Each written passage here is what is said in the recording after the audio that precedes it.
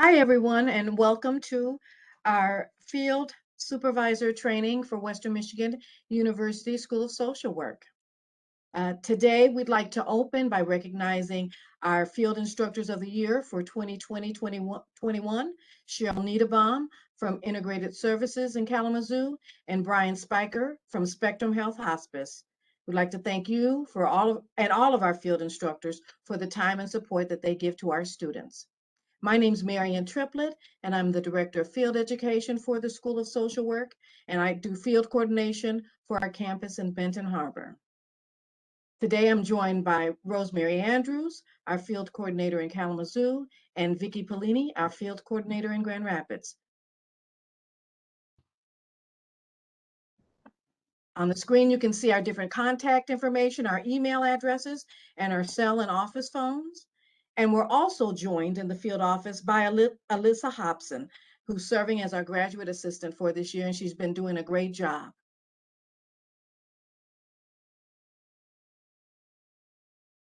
So who's who in field education? You have those of us who do field coordination, myself, Rosemary, and Vicki. We have our field faculty liaisons, and those are also known as the course instructors, and will be the people who will problem solve, visit, and kind of liaise with you during the placement. We have our field graduate assistant, again, Alyssa Hobson, and then our field supervisors, AKA the field instructors, and that's you.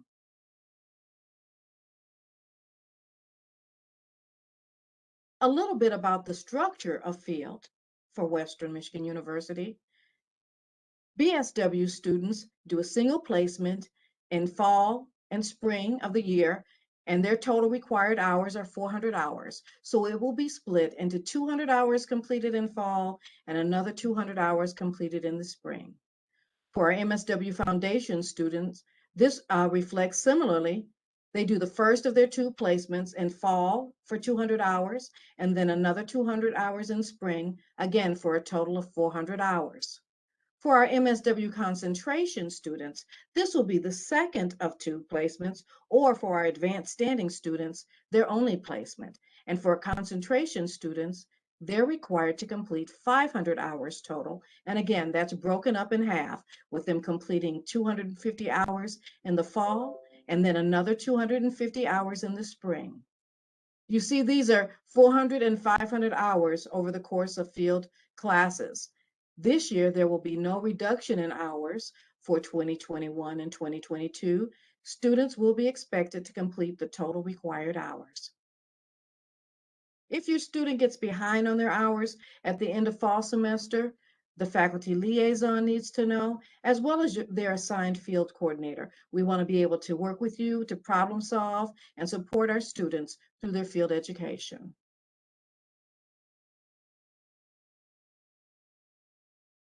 So what does the field seminar look like for students? The classroom portion. For BSW and MSW foundation students, they complete between 6 and 8 sessions over the course of a semester. Our concentration students, whether they're clinical, the micro-focused, or policy planning and administration, the macro-focused, they complete between 2 and 4 sessions per semester.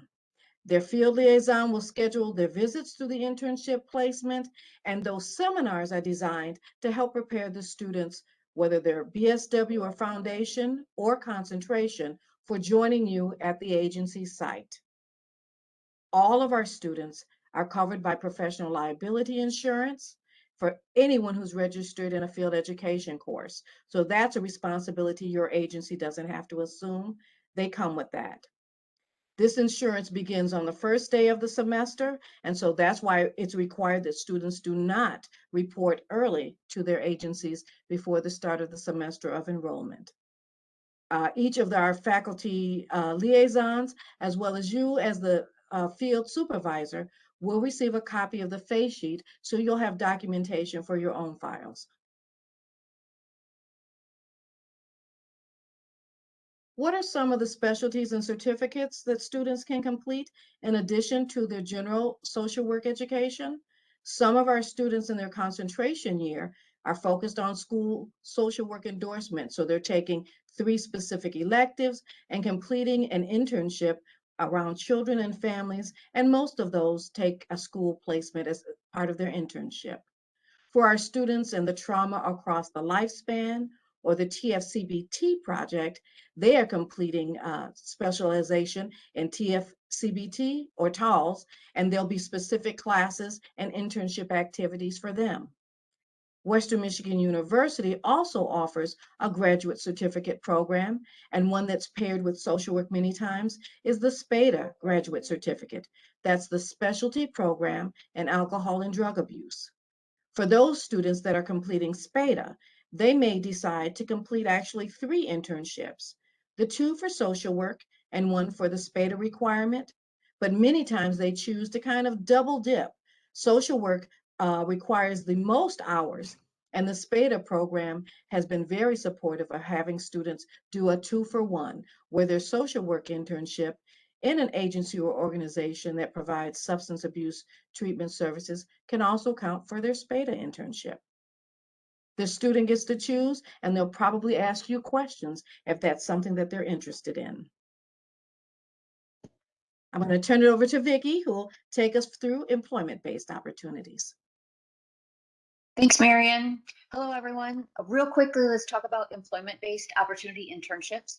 Most of you are pretty familiar with our traditional employment-based opportunity where students would do an internship at the organization that they work in a separate program under a separate supervisor. And for a long time, students have been doing that.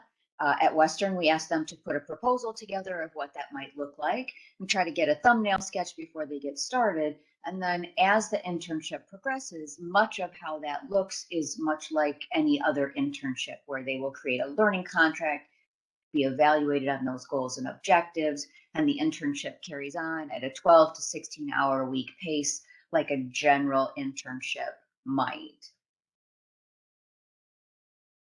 With COVID, we've been afforded the opportunity last year and this academic year for students to have a traditional internship in an employment opportunity, like we talked about previously, but also now in a new opportunity where they could potentially, if they are already working in the field, maybe do their internship under the same supervisor as the person who is their employment supervisor, or their boss, in other words, in the same program at the same organization.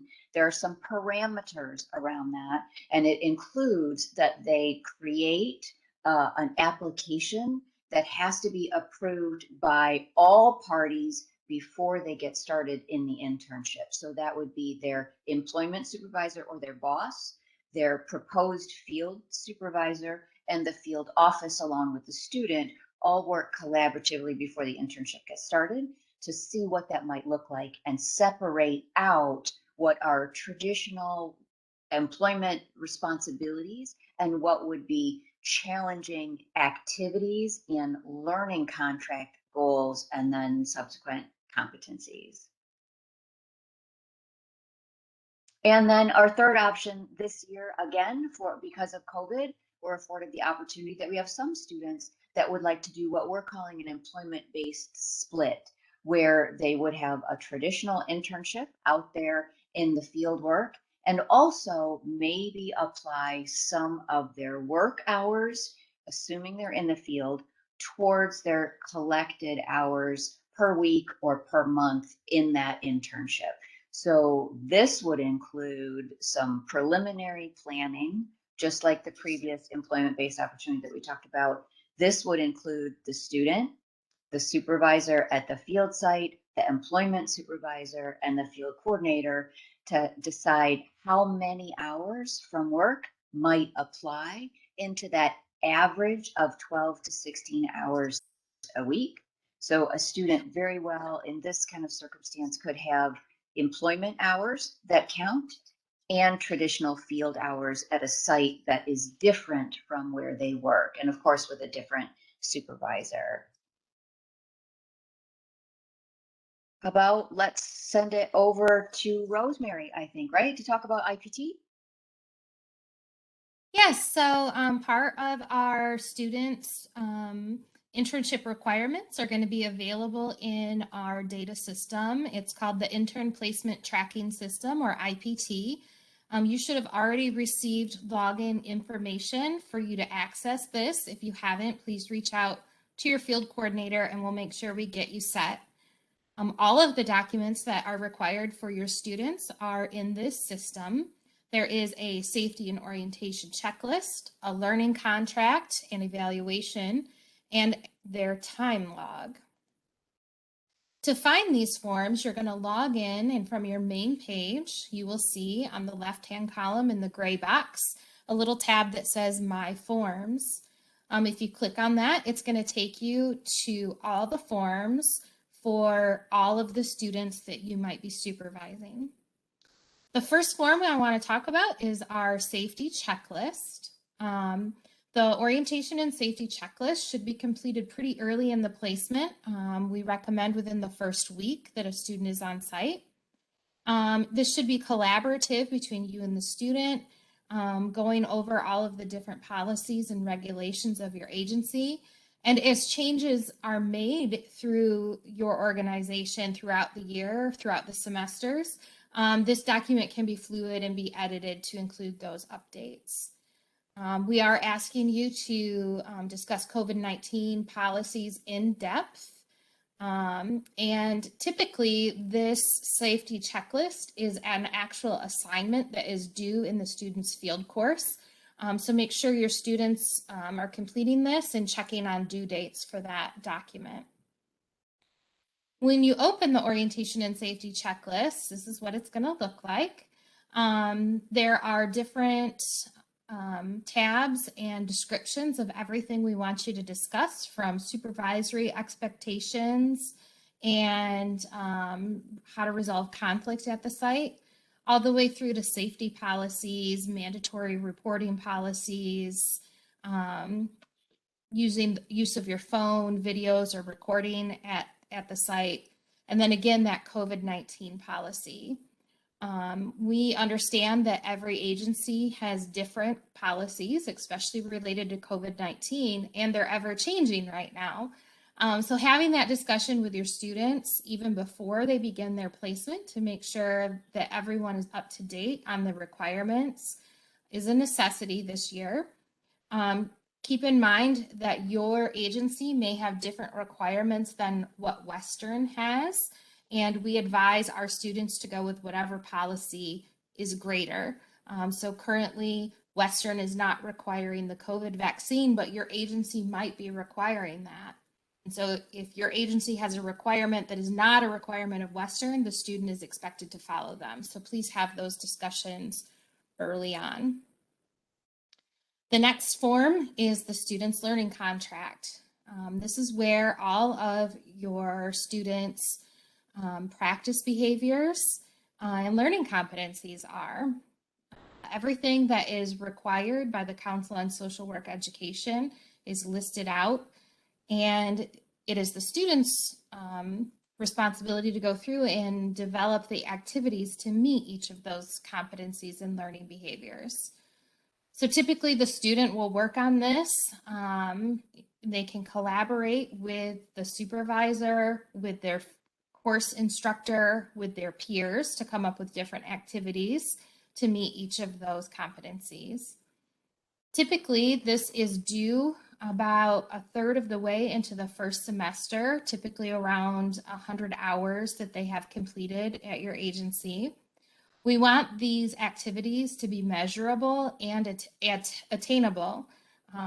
We understand that all agencies might have different areas of expertise, so certainly make sure activities that they're coming up with are things that they can accomplish through their time with you.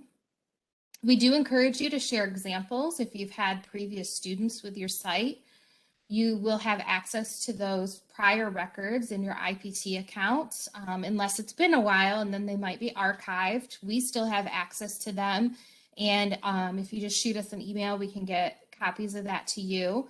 And we also have quite a few samples on our website that the students can reference. So your learning contract and evaluation is going to look very similar to this. The top yellow line is going to spell out each competency. And then below that, there will be specific practice behaviors to help reach those competencies. The student is going to fill in the activities that they are going to do to accomplish those practice behaviors. The date that they add this information to the learning contract goes in the third column. And then once they actually have completed that task, they can go ahead and put a date in there as well. Just because they've completed an activity does not mean that they don't ever have to do it again. It's certainly something they can keep working on. We just like to be able to have a reference point for them working on them. There is the evaluation process of the learning contract. At the end of the first semester, the student will go in and give themselves a self-assessment score, and then they will ask you to go in and do an assessment of their activities so far. There's also spots in there for you to put in comments on the student and specific activities. Perhaps there were things that they struggled with or things they were really successful with that you would like to make a note of, and then the students can also make comments in there as well. And then again, at the end of the second semester of the placement, the student will do the self-evaluation, and then you as the field instructor will complete the student assessment. So kind of our rule of thumb on the evaluation is that you're going to complete the first evaluation about halfway through the placement, and you want at least half of the activities to be able to be scored. You're going to look to get somewhere about halfway between the scale of 1 to 5. So we really look for scores of 3 or better. And this information is going to count for about half of the student's grade. At the end of the second semester, we want to have all practice behaviors reach a level 4 or higher on the scale.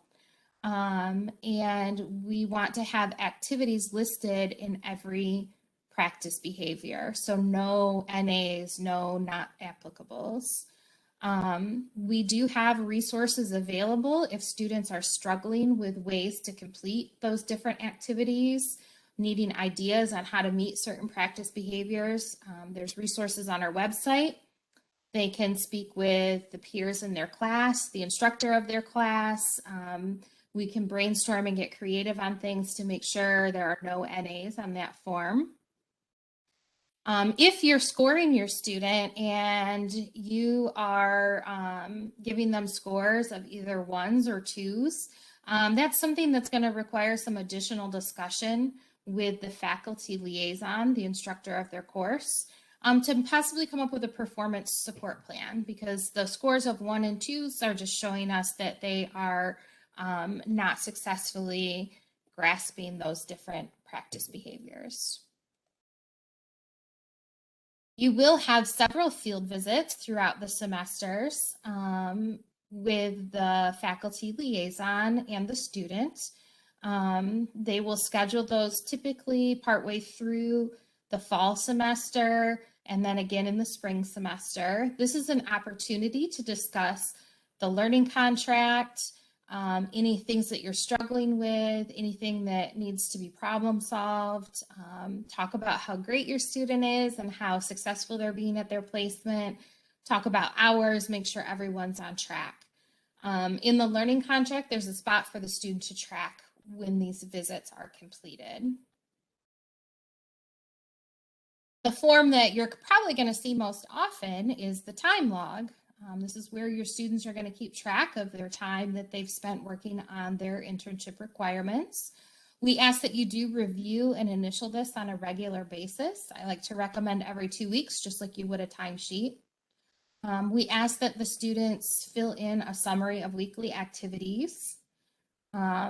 This document only needs to be signed at the end of the placement. So when all of their hours are successfully completed, if you do sign it prior to that, it locks the form, and then we need to clear your signature in order to open it back up. This requires you to contact the field office. It's a quick and easy fix. We do it for almost all our field instructors at least once a year, so just let us know if you do sign accidentally. The time log has weekly entries for the date, the hours that they have accrued, and then again, we're asking them to fill in the narrative of activities. This helps our students kind of keep track for filling in the learning contract, for working on evaluations. They have weekly journals that are due for their class requirements. It helps them be able to reference that material.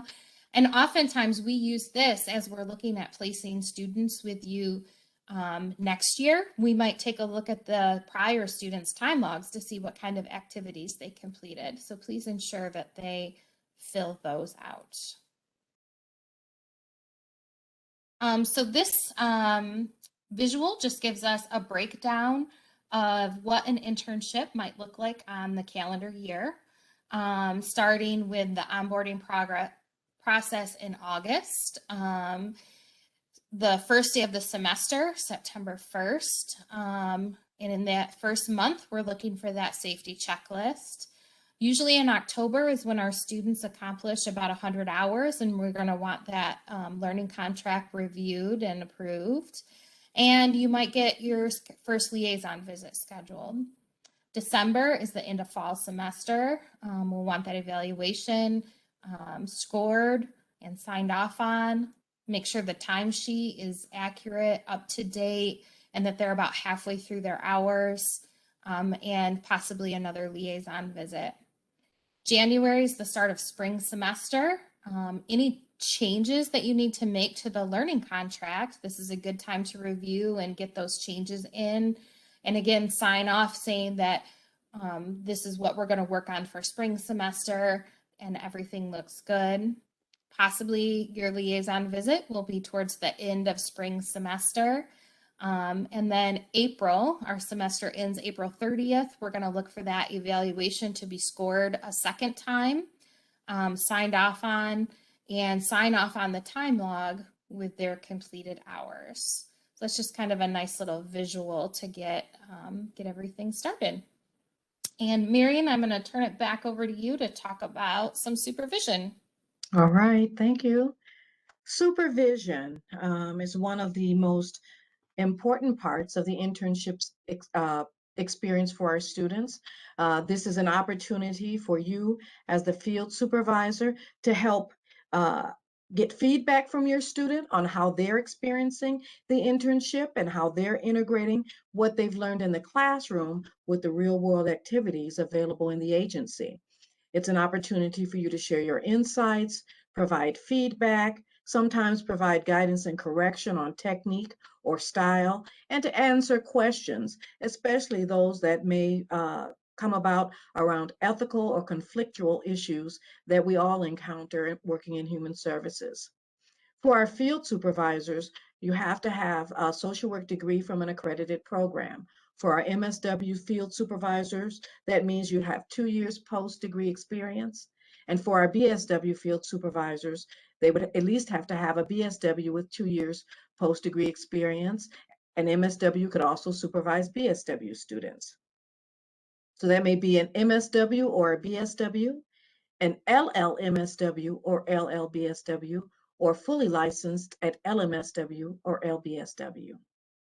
Supervision calls for at least 1 hour a week where you have alone time with the student, again, most importantly, so that they can share ethical issues, ethical concerns, ask questions, and so that they can have time to work on their own professional development. The field supervisor is responsible for working with the student to develop and then evaluate the learning contract. And yes, most of this work is done by the student in developing the learning contract. But obviously, since many of them may not have worked at those agencies and organizations they're interning in, they'll need your feedback in order to correctly and appropriately write their practice behaviors that they're going to use, and to make sure that they're aligned in the right category of the competency. For those agencies and organizations that have wonderful social work type activities and services, if the primary field supervisor does not meet the criteria by having a social work degree, we still allow the students to intern in that agency, but we assigned a secondary supervisor who does have a social work degree, and then they provide additional supervision with a social work focus at least every 2 weeks. As Rosemary pointed out, the field visits, 2 to 3 field visits to the site or in communication with the site will occur during the student's time with you. That'll include the student, the field liaison, you, the field supervisor, and if there's concerns about student performance or if there have been a lot of changes in the learning contract, more field visits may be requested. These visits, again, now we don't know. Right now, we're able to do a lot in person, but the changing and fluctuations in responding to COVID-19 and those health requirements, field visits can be completed by Zoom, WebEx, or Teams, and as well as phone conferencing if necessary. Again, supervision is 1 hour a week, the equivalent of, sometimes you may be doing supervision as you're teaching a task or engaging in direction about an activity, but there should be time, considerable time allocated and dedicated to the student or students that you're having your internship. Request that your students submit an agenda, and we will provide the students with sample examples, and your faculty liaisons will have samples as well. You may already have samples, and it's perfectly all right to use what you're used to. Require that your student come prepared to supervision with questions, concerns. I think we've been asked if they can read a book that they may use for discussion in supervision. All of that is fine, but they should be prepared to engage in supervision just like you're preparing to receive them. Review the students' syllabi with them. We've encouraged all of our students to bring their syllabi for their field course to their internships so you can understand what's being asked of them, what type of assignments they're going to be expected to do as part of their field experience, so that you have an understanding about how they're moving through their field course in alignment with the internship. And this is really more than just checking off, did the student complete these activities? Did they meet the time frames on these different tasks that we've given them? This is really an opportunity to do a little bit deeper dive into the student's professional development, their understanding of social work as their choice to study, and what they may see that they'll need to focus on for the future.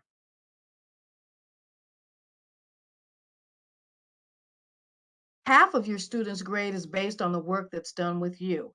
So the internship, the learning contract, you and the student evaluate that progress, but the overall course is evaluated by their faculty liaison. And so 50% of the grade is based on their work with you. Your evaluation scores are important because they give insight on how the student is doing on the activities that they've chosen to demonstrate their progress in the internship. So your evaluation score and then any written comments you can provide are valuable to informing the student how they're doing, as well as the faculty liaison.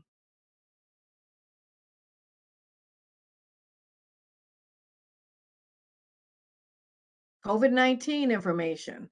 Rosemary pointed out that, Western has its policies and recommended procedures for everyone, students, faculty, staff, volunteers. Your agency may have the same, and students in internships are expected to comply with the agency requirements around COVID-19 procedures. It's good to talk with them at the beginning of the internship about what's required at the moment, leaving it open that these may fluctuate and there may be changes. Currently, we're not requiring our students to be vaccinated as of today's date. That is the case.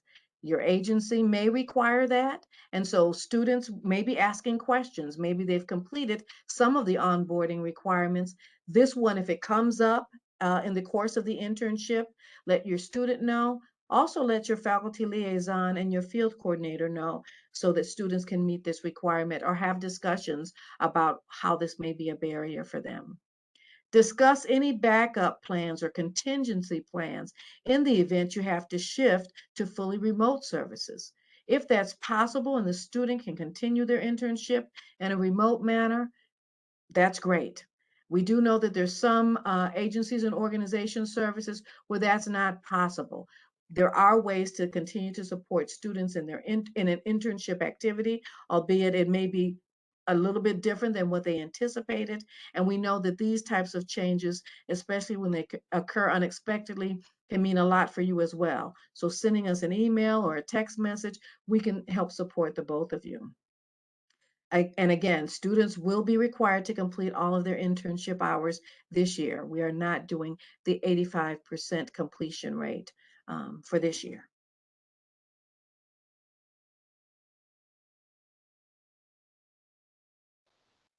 Questions? Rosemary, you want to take this section? Sure. So some basic questions that we get pretty common that we thought we'd answer is, when can students start? So the first day of our semester this year is September 1st. Students in their concentration field placement may begin on or after September 1st. Our students cannot begin prior to that date, again, due to our liability insurance coverage. Students who are in their Bachelor of Social Work or their Master Level Foundation first placement, we want them to begin the week that they have attended their first class session. So most of them should have attended that by September 13th.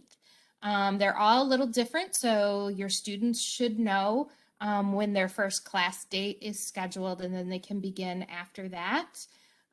With the exception of if you have some training or onboarding that they need to complete between that September 1st and September 13th date, but no direct client contact until after they have had that first class session. Another big question is, can students work through semester breaks? So can students work over the Thanksgiving break, our holiday break in December, or spring break? With the agreement of the field supervisor, students can continue in their placement on on semester breaks. There is just a few requirements we need to check off for them to be in the field during that time, but it is a possibility. And if your student may need to intern past the spring semester, that is also a possibility with prior approval and a plan outlining the completion time. Who do I contact if I have issues with IPT? You're locked out of your account, your time log is locked, you can't see a form that you should have. We're going to ask you first to contact your field coordinator or our field graduate assistant. Our graduate assistant is only 10 hours a week, and so she's not in the office regularly. So you can start with your field coordinator to get kind of the quickest response. You can shoot us an email is usually the easiest, or give a call. Can we assign books for our students to read? Absolutely. Books, webinars, additional trainings are acceptable to supplement our students' learning. There are a lot of great resources out there that may pertain to your particular organization or an interest of the student, so that is perfectly okay to assign something along those lines. Another big question we get is group supervision an option. If you have multiple interns, whether they're social work interns or even interns from a different discipline, group supervision is a great way to get supervision done, and the students can learn from each other as well. We just ask that you still have individual sessions available for the students on a monthly basis so that they can discuss things one-on-one with their social work supervisor as well. We want you to keep your eye out for continuing education. If you've been a field instructor with us in the past, you know that we usually do a full day event with lots of free CEs to thank you for all your time and effort. This year, we are going to be planning smaller virtual events to get those CEs to you. So watch your email for this fall. We will be offering some human trafficking, supervision, and ethics CEs. So keep your eye out for that. And that brings us to the end of our presentation. Vicki, Marion, and I all want to thank you for mentoring our Broncos and providing this great opportunity for all of our students. We look forward to a great year with each of your agencies and a great learning experience for our students. Make sure to just reach out to us with any questions or concerns. We're always a resource for you. Thank you.